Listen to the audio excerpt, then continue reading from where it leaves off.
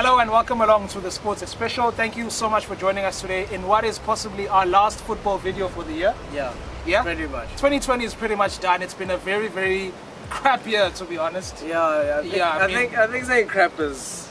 You've been kind, son. I've been very kind. But it's kind. it's been one of those years, man, and we're glad that we're still here. We are alive, we're safe, our families are healthy. Yeah, look, I mean, it's like you said, it's been a crap year. But now it's come to the end of the year. We can only be grateful that people have been safe. We have not lost anybody, thank God for that. And obviously we're hoping that you guys are safe as well. Just keeping the rules in your head and making sure that everybody around you is safe. And so that we can go into the new year and hopefully have a better year. So and also commiserations and condolences to our sports stars that we lost this year. Of course, there's been quite a lot of them. There's been quite a lot. sadly. So may their souls rest in peace. And now we're going to get into the EPL action from this past weekend. Also looking forward to the fixtures that are coming up on Boxing Day. Starting with your homeboys, Manchester United, because you guys are in a very, very good place right now. You're on a cloud. You're on a goal scoring spree, my son. Look at me, son. I don't want to lie to you, ne? I don't want to lie. I still don't want to catch. I still don't want to ride that train, right? And the more I don't ride that train, it seems like the more we score. So I don't want to jump onto it then. And then get disappointed, my son. Exactly. So I'd rather just watch it and be tentative, stay in this position, and then they keep on banging in the goal. So I mean, it was a goal fest against Leeds United. It was. Something that was, I mean, it was expected to have goals. But not so lopsided. I mean, a 6-2 win against Leeds United is very impressive. Not even I expected that, and McTominay coming through with a brace. With a brace, my son. I mean, he scores like one every 2 years or something. he just doubled up. So no, it was a goal fest, like you said. I wasn't expecting such an emphatic win from us. I was expecting a tight game, ne? But for it to be like a ding-dong fest, like 1 for 1. A 3-3. Yeah, 1 for 1. You score, we score. We can outscore you kind of situation. But hey, Man United came through with the hammer, son, and it was game over. Clean as that. Leeds, Leicester are coming up this weekend for you guys. Another big game, back-to-back big games for Man United.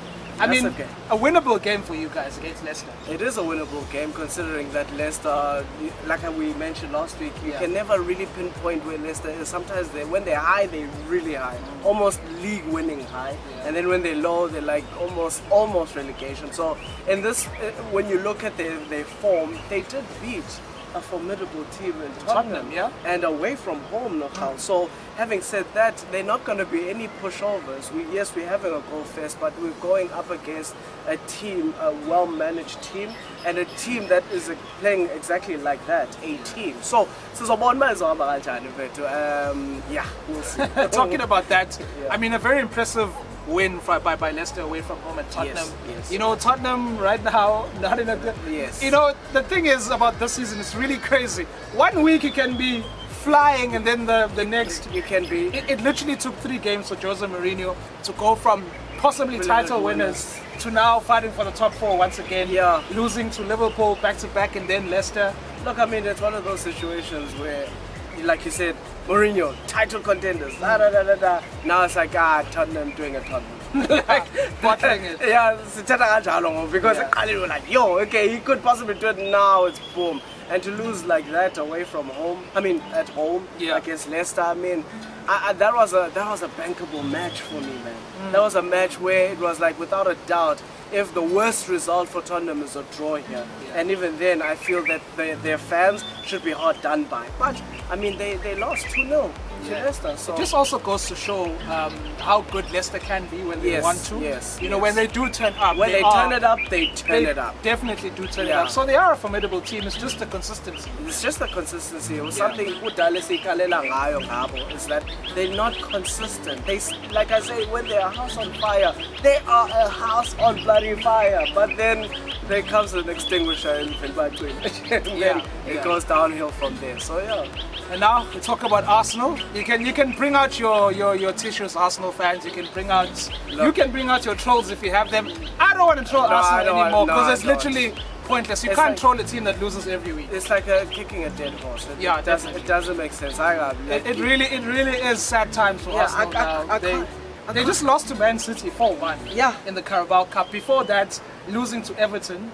And now they're playing Chelsea on the weekend. So it's not looking good for Arsenal, and I mean for the manager to come out and say, look, they have to take the bullets right now. He's taking full responsibility, as he should.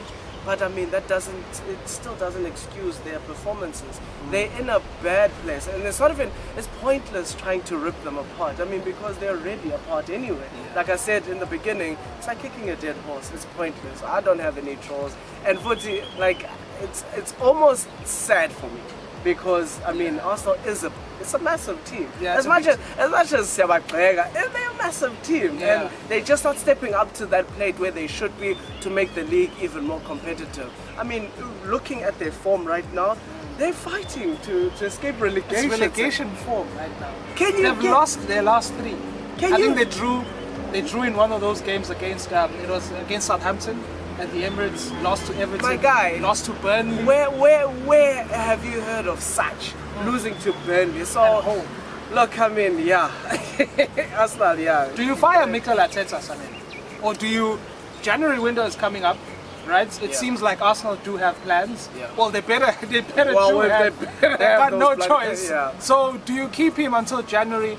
Do you give him that month? Do you give him Jan and Feb Yeah. to actually get those new players in, reintegrate them into the squad? Look, it's safe to say that Mikel Arteta is not the problem. He has limited resources. Yeah. It's like telling a surgeon to go to surgery, but then cutting off his hands, kind of situation. So it's not him.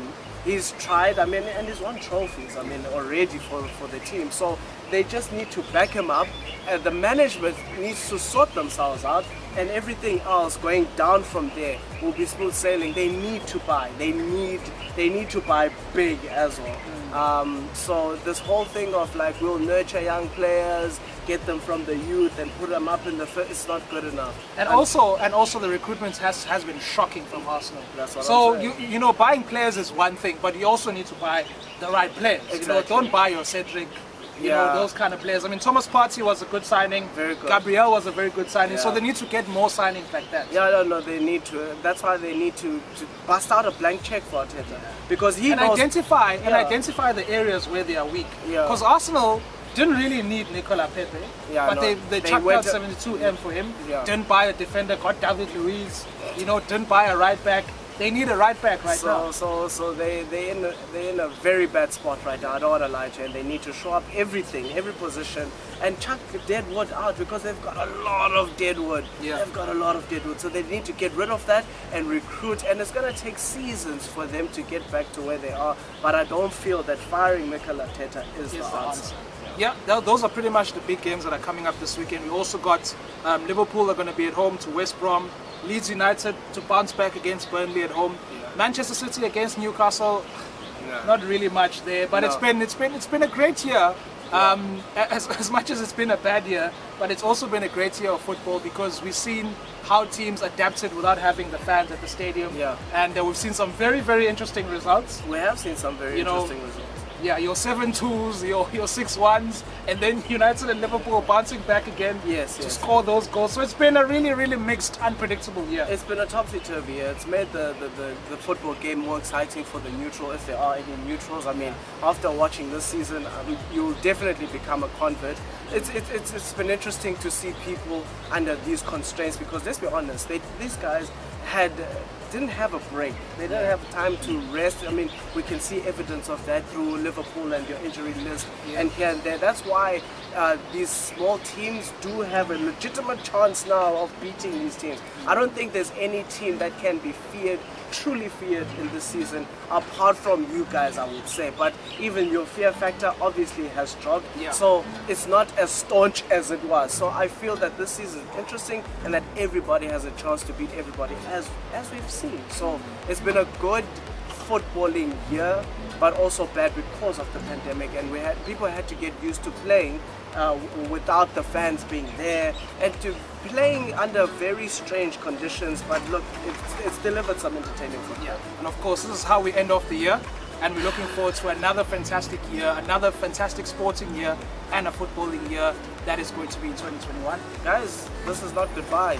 See you later. Thanks for tuning in, and we'll see you again next year. Peace.